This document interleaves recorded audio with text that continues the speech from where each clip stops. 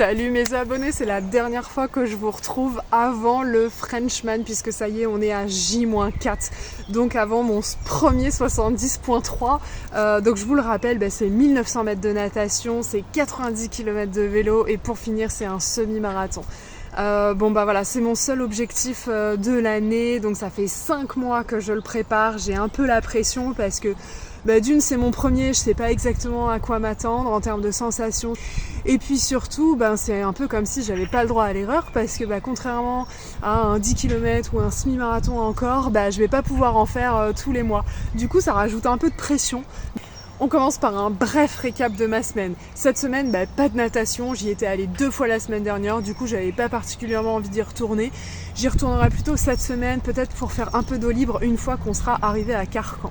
Niveau course à pied, j'ai fait mes 4 séances cette semaine, un footing, un enchaînement, une séance d'allure et une mini sortie longue. Et du coup, ça s'est bien passé, il y a baisse de volume, baisse d'intensité. Alors ça me rend un peu ronchon puisque finalement je sécrète moins d'endorphines. Du coup, j'ai un peu la fatigue qui s'installe, j'ai aussi un petit peu, un peu moins d'énergie, je commence à avoir la flemme d'aller courir, à aller m'entraîner, mais je pense que ça va revenir aux abords du Frenchman et puis surtout en arrivant sur site. J'ai fait 2 sorties, une de 30 km et une deuxième de 40 km. L'idée c'est de continuer à faire tourner les jambes, s'habituer de plus en plus à la position aéro, tester des gels, tester de prendre son bidon en roulant, en étant en position aéro.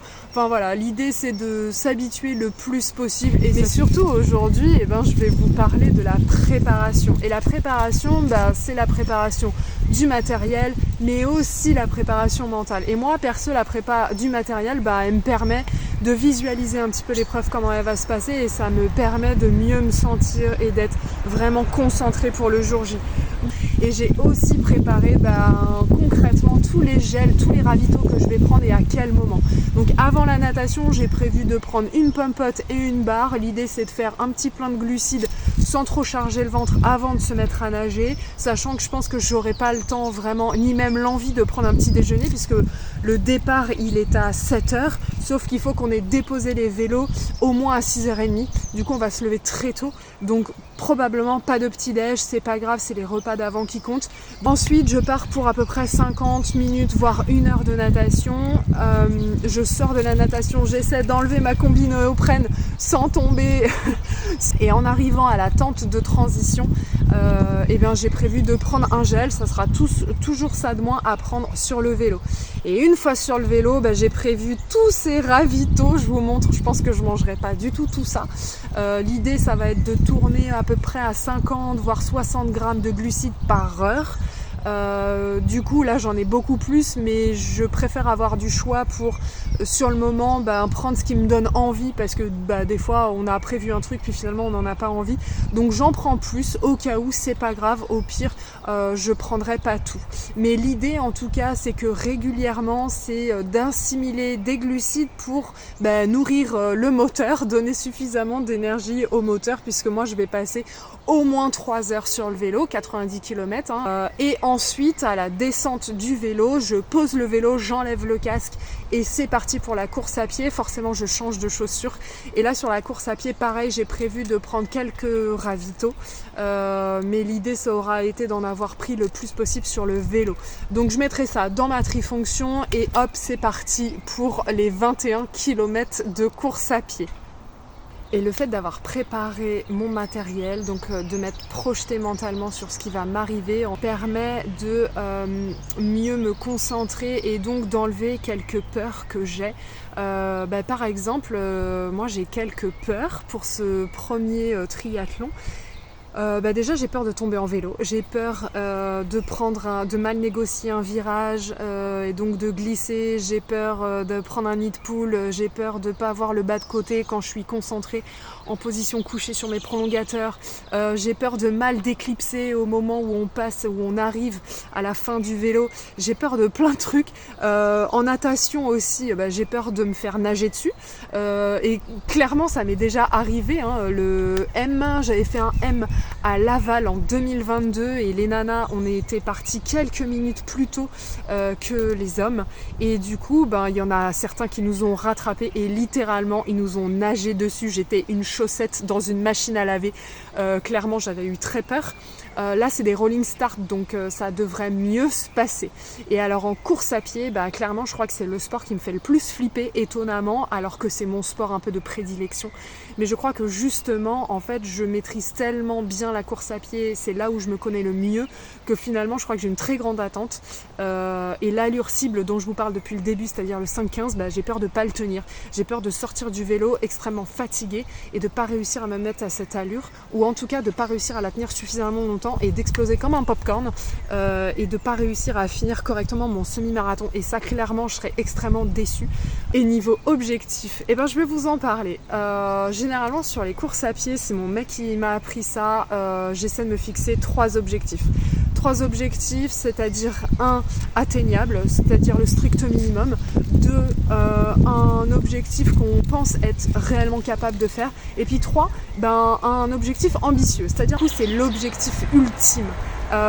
Donc pour mon premier triathlon, mon premier 70.3, l'objectif de base, c'est de le finir comme un premier marathon.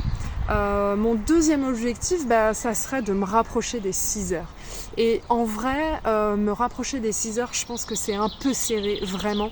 Et l'objectif, où tout se passe bien, où c'est la belle surprise du jour, ça serait passer sous les 6 heures. C'est un champ qui va faire extrêmement chaud. Le départ est à 7 heures. Moi, je vais partir sur les coups de 7h30 puisque c'est en rolling start. Pour la prépa mentale, du coup, je viens de vous en parler un petit peu. Moi, c'est surtout la visualisation et l'organisation vraiment pas à pas sur tout ce que je vais faire pendant mon épreuve. Et puis, il y a un deuxième aspect.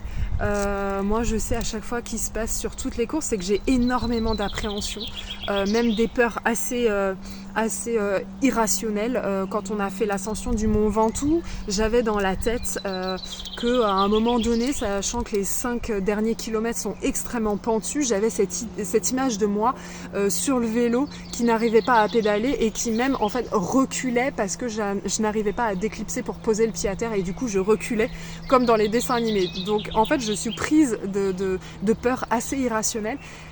Mais je me raisonne en me rappelant justement toutes les épreuves précédentes et toutes les choses qui finalement se sont mieux passées que ce que j'imaginais. C'est que chaque fois je me rends compte que mon corps est beaucoup plus capable que ce que je pense. Et du coup, quand il va me crier « Arrête-toi, ralentis » quand je serai en train d'en chier sur le SMI, je sais exactement ce que je vais me dire.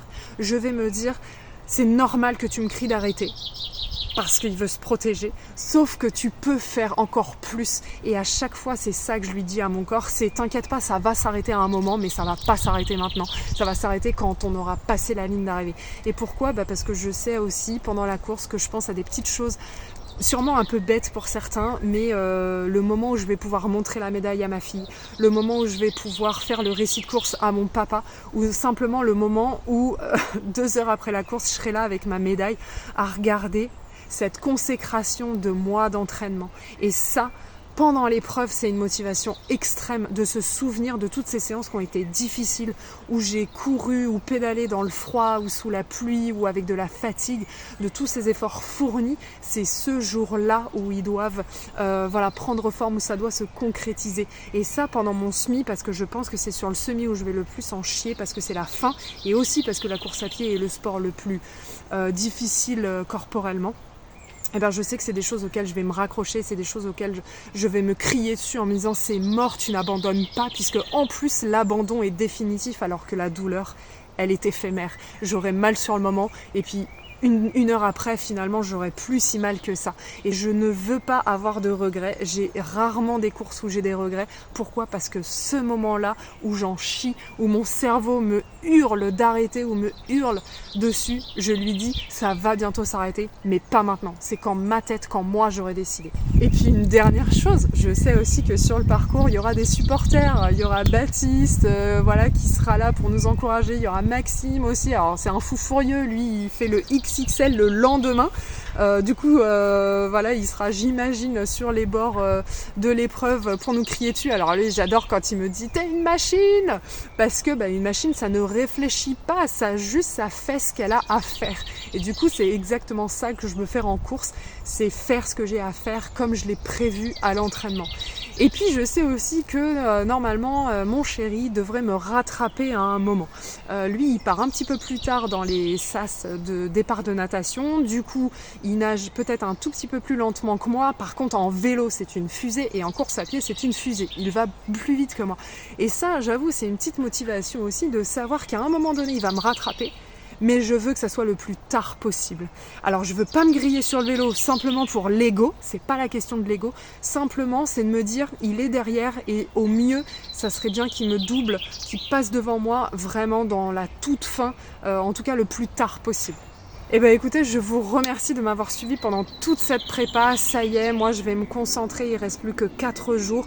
Je retourne à l'entraînement, c'est des mini-entraînements cette semaine parce que vraiment c'est relâche, c'est l'affûtage. Et d'ailleurs ça marche parce que je suis de mauvaise humeur, j'arrive bientôt à mon poids de forme, donc ça fonctionne. J'ai toujours des sensations pourries dans cette dernière semaine. Visiblement, même Dorian Louvet dit que c'est normal de pas bien se sentir sur ces moments-là. Du coup, j'essaie de me dire que c'est rassurant, c'est normal comme à chaque fois. Je vous laisse, merci encore, likez, abonnez-vous et forcément il y aura une vidéo pour vous raconter mon aventure. Allez, merci de me suivre et puis à bientôt. Ciao, bye bye!